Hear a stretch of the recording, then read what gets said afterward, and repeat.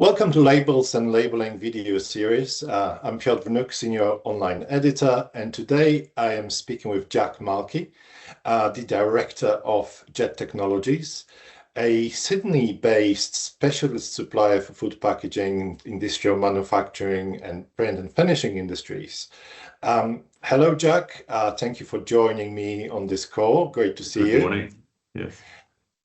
Jet Technologies is a family-owned business established in Sydney several decades ago. The company serves Australian clients, but also has offices and warehousing facilities in Australia, New Zealand, and Southeast Asia. And I suppose for this very reason, the company will join the Labelexpo Southeast Asia in May for the first time. That will happen in Bangkok in May. And so my first question for you, Jack, will be actually centered around the Southeast Asia. With a person who's got lots of experience in that region, could you share some views on the regional labels and packaging market? What do you see as the biggest challenges and biggest opportunities for converters in that region? Sure. So firstly, I might start by saying that we started Jet Technologies Indonesia in some 12 years ago.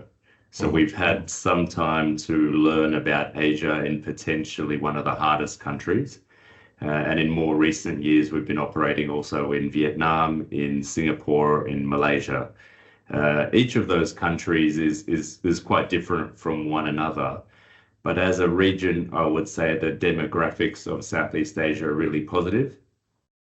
You have a growing population, you have a young population, they're consuming more and more. And so compared to, say, Europe, where you've got an aging population who are not necessarily having kids, in Southeast Asia, you know, the demographics support the business growth quite well. And there's development in what they're consuming, not just how much they're consuming. So it's interesting. Now, from one country to the next, they have their specific sort of background. So, okay, Singapore is a more developed country in that group, so we might take that one out. But certainly Vietnam, Indonesia, Philippines, these are really young, growing countries. And the opportunities in those markets range from labels all the way through to all sorts of packaging. And it's phenomenal, and it's supported by that population. Fantastic. And at the show in Bangkok, one of the machines at your stand will be Omet iFlex press. And from our recent conversation, I know you've highlighted it as Jet Technologies' best-selling press in Indonesia. What do you think? What are the specific features of iFlex resonate the most with the customers in the region? Well, look, again, Asia was quite a large letterpress market until recently, and the iFlex is Omet's, it's their entry-level label press, but it's also the simplest press insofar as you can have the smallest print cylinders, you can make short runs or quite long runs. To operate it is very, very straightforward and very easy. So it's a good blend of mechanical stability with electronic assistance and register control systems. So that press, we've sold over 15 of those just in Indonesia, and that's been fantastic as that bridging press from one technology to the next. And we're exhibiting it in Bangkok because we see that there's still a fairly large segment of clients looking to make that shift into something really productive, reliable, that's going to take them to the next level. Fantastic. And also at this stand, you're gonna sort of do a Southeast Asian debut on the show of a Jetic, and that's something interesting from my point of view. I know you've launched this brand last year in collaboration with Poly Automatics. Can you tell me a little bit more about that cooperation and development of it? I think it's Jet IQ M370, which you're going to present. And what are the specific market needs for this finishing machine? Sure. So look, we've been working with Poly for some time, and they're a medium-sized machinery manufacturer from China. We've had a really good success with them throughout Asia, and we have a really good relationship. What we saw, however, was that especially for the Australian market, we wanted to upgrade the componentry to make converters here more comfortable with running that equipment. And we've done that. And we gave it the Jet IQ branding because it involves polyautomatics technology as well as our IP in upscaling and sort of making things more automated. So the range of equipment is really quite broad. It runs from basic slitter rewinders to very complicated finishing machines and seaming machines, and there's really quite a lot in there for IML for everything. The M range is a finishing machine. We've got one in our demo center here in Sydney, which we demonstrated not too long ago, and we've had really good success with it. Now, in this particular case in Bangkok, it's going to run 2 semi-rotary flexo, semi or full, and it's going to have high-speed flatbed die cutting, as well as the print bar, the Versatex print bar. So many clients would have seen that here in Sydney when we demonstrated that late last year. We have a second one that's in Asia coming to this show, and it just, you're adding value to labels that you're typically printing either digitally or printing perhaps flexo in the first instance, and giving that really embellished look for the shortest possible runs. Okay, and at the beginning of our conversation, you mentioned your expansion in Vietnam and Malaysia and Singapore.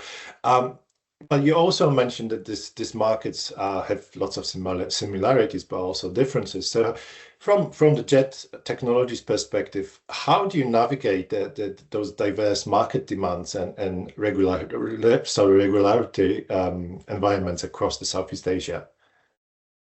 Good question. I think you have to dive into each culture to really understand how they operate. So when we first started Indonesia, those 12, 13 years ago, I was spending 1 week of every month in Indonesia myself.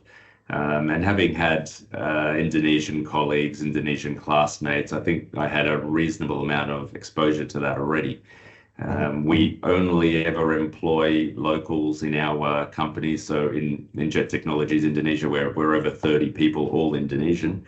And we potentially made a few mistakes at the start, as you do, but eventually when you find a good group of team members, they give you the advice. So you're trying to import like okay, we want it to run in this way. We don't want it to be like every other Indonesian company. We want it to be like how we want it, but we understand that your culture is in this way, so we have to communicate things in a certain way. Indonesia has a very indirect style of communication. So whereas Australians and Germans and Dutch people might say exactly what they want to say in a very direct way, in Indonesia, there's a little bit of dancing.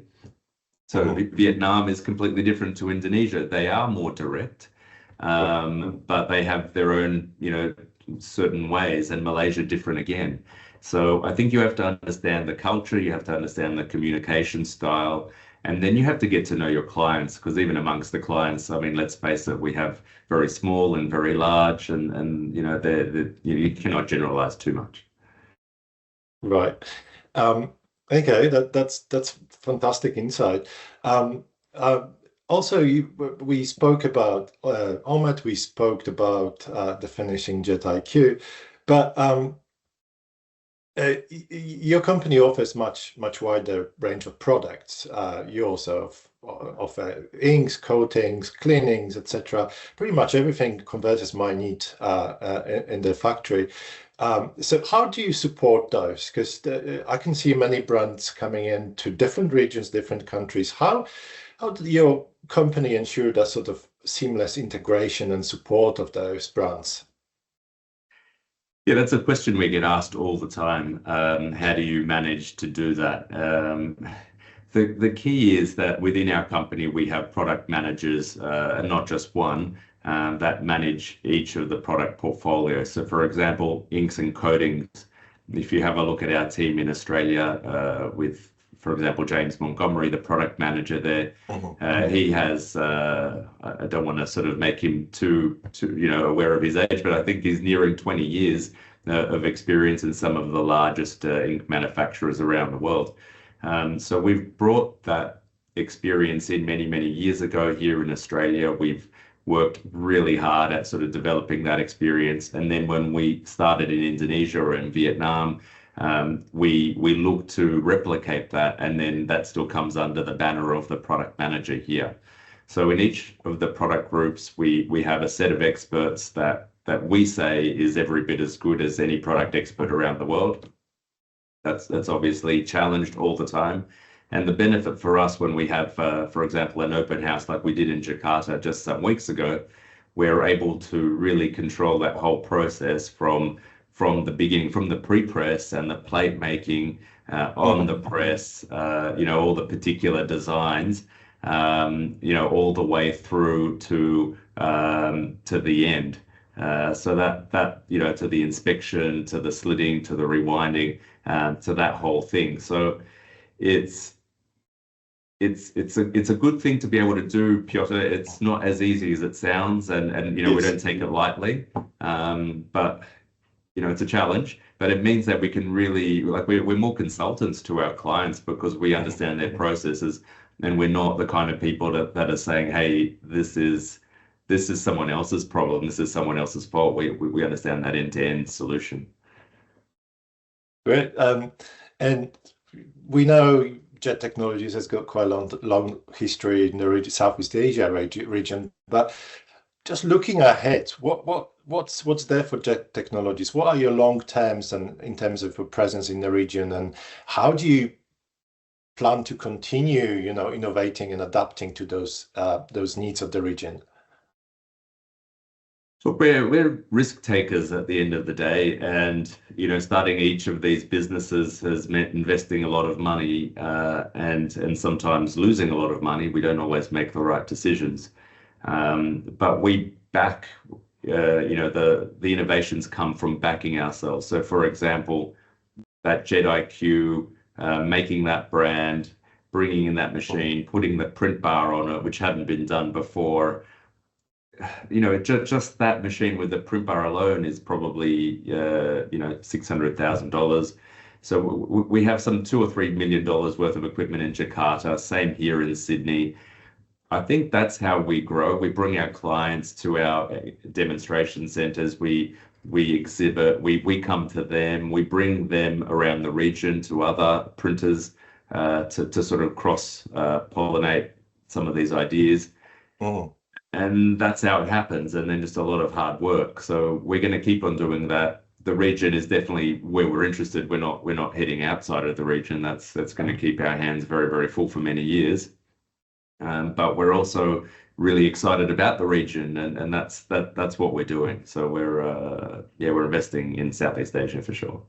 Yeah, that's great. Well, we'll be reporting live from Bangkok this year, so I really look forward to catching up face to face. But also, I hope you'll find a few minutes for us to show us, the most important technical details of the machines you'll be showcasing at the show, where we could record and also promote it on our website.